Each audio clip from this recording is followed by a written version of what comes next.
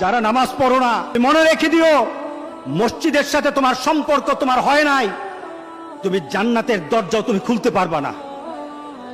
তুমি এখনো বেনামাজি, এখনো সকালবেলা তুমি ঘুমাও, এখনো তুমি আল্লাহকে ভুলে আছো, এখনো তোমার কাছে তওবার কথা তোমার চিন্তাতে আসে নাই।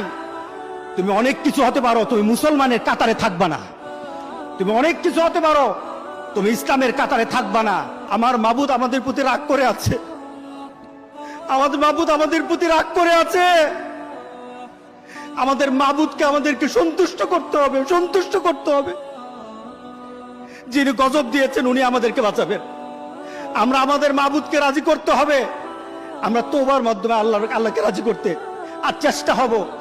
গোটা পৃথিবীর মুসলমান, আর সময় নাই, আর সময় নাই।